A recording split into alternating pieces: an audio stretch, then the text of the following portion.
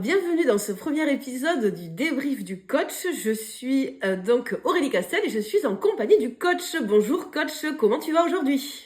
Bonjour Aurélie, je vais très bien et je suis ravi d'être là pour ce premier épisode du débrief du coach. Nous allons parler du carrousel que tu as publié en début de semaine. Tu nous parlais de la défaite, du fait que des fois on prend 6-0, que c'est pas facile, et de la façon dont on va vivre finalement cette défaite. Et tu nous dis le plus dur après une défaite, ce n'est pas toujours le score, c'est d'arriver à ne pas confondre ce que j'ai fait avec ce que je suis.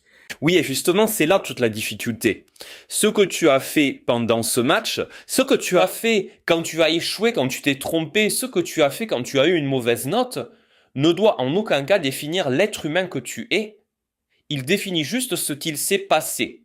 Et c'est là qu'il faut avoir beaucoup d'humilité et que des fois il faut savoir se regarder en face parce que peut-être que si j'ai eu une mauvaise note ou que je n'ai pas réussi ma passe, c'est peut-être que je n'ai tout simplement pas assez travaillé. Ça ne veut pas dire que je suis quelqu'un qui ne travaillera jamais, qui ne sera jamais à la hauteur et qui est une personne feignante. Ça ne veut pas du tout dire ça. Ça veut dire qu'à cet instant T, je n'ai pas réussi cela. Mais c'est tout.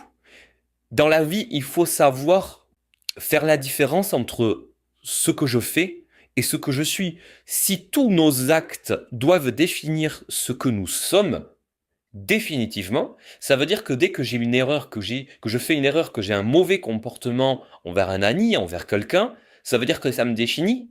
J'aimerais bien que tu nous expliques à quel moment cette défaite, elle devient un échec. La défaite, elle appartient au terrain. L'échec, il appartient à la relation que j'entretiens avec moi-même face à cette défaite.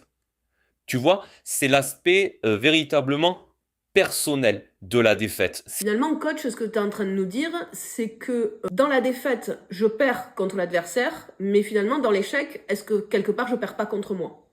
C'est tout à fait ça. Il va plus s'agir de décevoir mon coach, décevoir mes parents, mais souvent la douleur la plus forte et la plus profonde, c'est de se décevoir soi-même.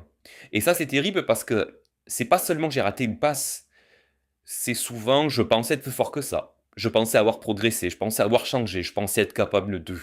Et à ce moment-là, la défaite, elle vient pas toucher la performance que j'ai eue sur le terrain, mais elle vient toucher l'image que j'ai de moi, ou celle que j'espérais avoir construit. Et dans ce cas, il est facile de s'autocritiquer, de se juger durement et de devenir son propre adversaire. Eh bien, merci beaucoup, coach, en tout cas, de toutes ces belles paroles. Pas que dans le sport, il n'y a pas que dans le foot qu'on est amené à avoir des défaites, il y a aussi dans la vie. Et ça nous donne beaucoup d'espoir de savoir que il faut avoir cette petite pensée au fond de nous qui nous dit que nous ne sommes pas nos actes. Tu t'es trompé, ça ne veut pas dire que tu es mauvais. Et ça, je trouve que ça encourage à aller vers plus de changements et à se remettre en question. Donc merci beaucoup coach pour ce premier épisode du débrief du coach. Et puis on se dit à très bientôt. Oui, merci Aurélie, et j'espère qu'on se revoit très bientôt pour un prochain débrief. Ne rate plus aucun débrief ni aucun tips, abonne-toi à ma page.